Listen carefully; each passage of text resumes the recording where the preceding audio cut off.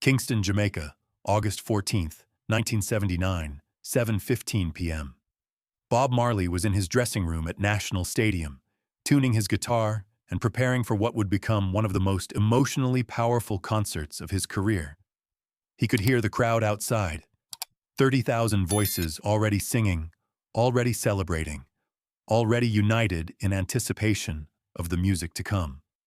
If you love discovering the untold stories behind music history's most incredible moments, please like this video and subscribe to our channel. Hit that notification bell because we uncover the hidden gems that shaped the legends we know today. Bob was in a reflective mood that evening.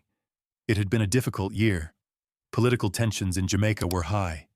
His own health concerns were beginning to worry him, and the weight of being not just a musician, but a voice for an entire movement sometimes felt overwhelming. But when he heard that crowd singing his songs before he even took the stage, he remembered why he did this work. A knock on the dressing room door interrupted his thoughts. Tony Welsh, his security chief, entered with a concerned expression. "Bob, there's a woman outside who says she needs to speak with you. She's been waiting for 3 hours. She has a child with her." Bob looked up from his guitar. Fans often tried to meet him before shows, and while he appreciated their love, he rarely had time for individual meetings before performances. But something in Tony's voice suggested this was different. "What did she say?" Bob asked. "She said her son can't see you, but he can feel your music. She asked if there was any way, if maybe just for a moment." Bob set down his guitar. "Bring them in." Tony nodded and left. A few minutes later, he returned with a woman and a young boy. The woman, Maria Gonzalez, was in her 30s, wearing a simple dress and carrying a worn purse. Beside her stood 8-year-old David, thin and small for his age, wearing dark sunglasses and holding his mother's hand. David had been born blind, completely blind. No light, no shapes, no visual world at all. But as Bob would soon discover, David experienced the world through sound in ways that would challenge everything Bob thought he knew about music. "Mr. Marley," Maria said, her voice shaking with nervousness and hope. "This is my son, David. He can't see you, but he hears you differently than anyone else. When your music plays on the radio, he stops everything he's doing. He sits perfectly still and just listens, like he's seeing something the rest of us can't see." Bob knelt down to David's eye level. "Hello, little brother. What's your name?" "David," the boy said softly. His voice was clear, intelligent, but there was something else, a quality of attention, of focus, that Bob had rarely encountered. "David, do you like music?" The boy's face lit up with the first real smile Bob had seen from him. "I love music, Mr. Marley. But I don't just hear it, I see it. I see colors and shapes and movements. Your music has the most beautiful colors." Bob was intrigued. "What colors do you see when you hear my songs?" "Three Little Birds" is yellow and gold, like sunshine dancing. "No Woman, No Cry" is blue and silver, like moonlight on water. And One Love is rainbow colors, all mixed together, but somehow perfect."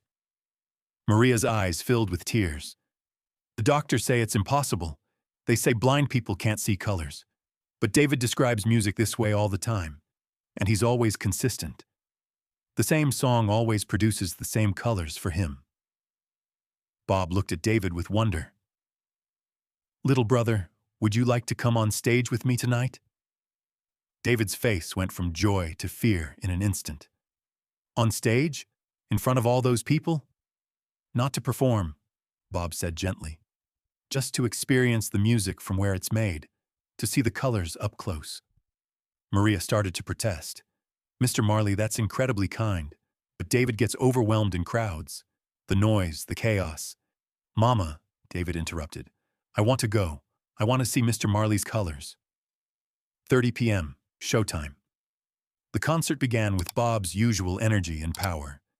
He performed Trench Town Rock, Jamming, and Get Up, Stand Up to a crowd that was electric with enthusiasm.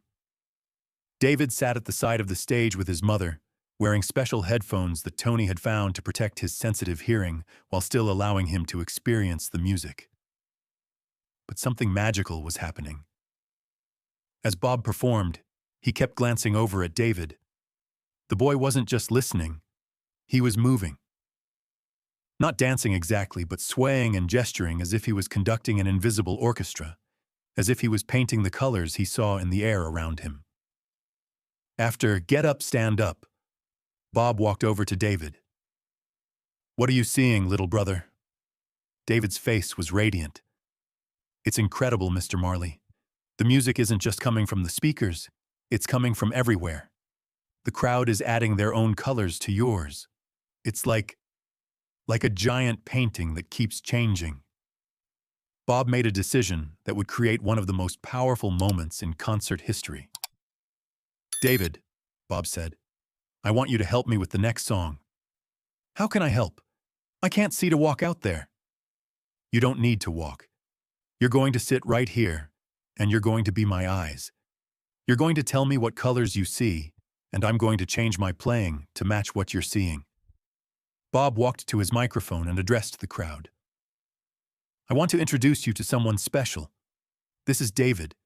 He's 8 years old, and he was born blind. But David has a gift. He can see music.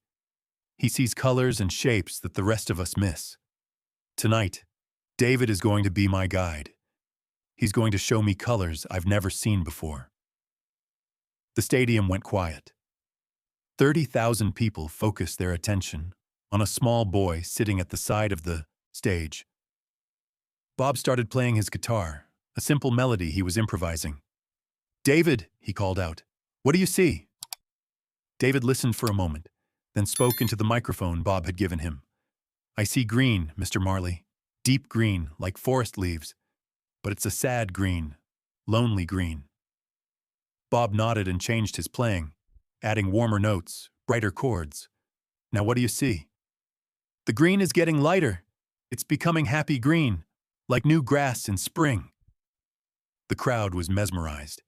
They were witnessing something unprecedented, a blind child teaching a musical legend how to paint with sound. Bob continued playing, and David continued describing. "Now I see blue joining the green, and purple, and gold. Mr. Marley, you're making a rainbow." Bob smiled and looked out at the crowd. "David is teaching me something tonight. Music isn't just sound, it's light, it's color. It's a way of seeing the world that goes beyond what our eyes can show us." Bob transitioned into Redemption Song, but he played it differently than usual, slower, more contemplative, guided by David's descriptions of the colors he was seeing. "This song is silver and white," David said softly into his microphone. "But there are golden threads running through it. It's the most beautiful thing I've ever seen." As Bob sang "Emancipate Yourselves from Mental Slavery," David added his own interpretation. "The silver chains are breaking, Mr. Marley. I can see them falling away, turning into butterflies." The crowd was in tears. This wasn't just a concert anymore. It was a spiritual experience, a lesson in perception, a demonstration of how music could transcend the boundaries of physical sensation. When the song ended, Bob walked over to David and sat beside him. "David, I want to give you something." Bob handed David his acoustic guitar. "I want you to play what you see." David's mother gasped. "David doesn't know how to play guitar." "He doesn't need to know how," Bob said. "He just needs to let the colors guide his fingers." David held the guitar carefully, reverently. He placed his small fingers on the strings and began to strum. The sounds that came out weren't technically proficient. They were the random, chaotic notes of a child who had never played an instrument. But something extraordinary happened. As David played his inexperienced, technically imperfect notes, the crowd listened in complete silence. Because there was something in those sounds, not skill, but pure expression. Not music as performance, but music as language, as communication, as art in its most essential form. Beautiful, Bob said softly. You're playing the colors directly. Bob picked up another guitar and began to accompany David, turning the boy's random notes into harmony, supporting his expression without overwhelming it. Now I can see what I'm playing, David said with wonder. It's not just hearing anymore, I'm making the colors myself. They played together for several minutes, the master musician and the blind child, creating something that had never existed before and would never exist again. When they finished, the stadium exploded in applause that lasted nearly 10 minutes. But the impact of that night went far beyond applause. 6 months later, David Gonzalez had become a local sensation in Kingston. Word of his ability to see music had spread throughout the island and beyond. Musicians came to visit him, curious about his synesthesia, the neurological phenomenon that allowed him to experience sound as color. More importantly, David had begun learning to play guitar seriously. Bob had arranged for him to receive lessons from some of Jamaica's best musicians. The boy's lack of sight, which many would have considered a limitation, actually made him a more intuitive player. He learned by feel, by sound, by the colors he saw. A year after the concert, David performed his first public solo performance at the Bob Marley Foundation benefit concert. He played an original composition he called Rainbow Song, a piece that somehow managed to sound exactly like the colors he described. In interviews, David always credited that night with Bob Marley for changing his life. Before that concert, I thought I was broken because I couldn't see like other people. Mr. Marley taught me that I wasn't broken. I was different. And different can be beautiful. Bob, for his part, often spoke about how David had changed his understanding of music. That little brother taught me that music isn't just something we make. It's something we are. It's a way of being in the world that goes beyond our physical limitations. 20 years later, 1999, David Gonzalez had become Jamaica's first internationally recognized blind musician. He had recorded 5 albums, toured throughout the Caribbean and beyond, and established a music school for visually impaired children. But perhaps more importantly, he had never lost the sense of wonder and joy that Bob Marley had helped him discover that night in 1979. At David's concert celebrating the 20th anniversary of his meeting with Bob, he told the story of that transformative evening to a packed auditorium. Bob Marley didn't just put me on stage, David said. He showed me that my blindness wasn't something to overcome. It was something to embrace. It gave me a way of experiencing music that sighted people couldn't access. He taught me that what makes us different might be exactly what makes us valuable. David performed Rainbow Song as his closing number, just as he had that first night 20 years ago. But now the song was richer, more complex, performed with the skill that came from decades of practice but still containing that same pure expression of joy and wonder. In the audience, Maria Gonzalez, now in her 50s, wiped tears from her eyes as she watched her son, no longer the frightened 8-year-old who had needed her to guide him, but a confident, accomplished artist who had found his own way to see the world. After the concert, a young girl approached David backstage. She was perhaps 7 years old, wearing dark glasses, holding her mother's hand. "Mr. David," the little girl said shyly, "I can't see either. But when I heard your music tonight, I saw colors. Beautiful colors. How do you do that?" David knelt down to the girl's level, just as Bob Marley had knelt down to him all those years ago. "Little sister," David said gently, "you already know how. You just saw them. The colors are in the music, and the music is in you. You don't need eyes to see beauty. You just need to listen with your heart." Today, the David Gonzalez School for the Arts in Kingston teaches music to over 200 visually impaired students from across the Caribbean.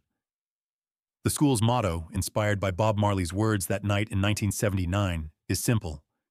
Music is light. Everyone can see it. On the wall of the school's main performance hall hangs a painting, created by a sighted artist, but based on David's descriptions of the colors he saw during his first performance with Bob Marley.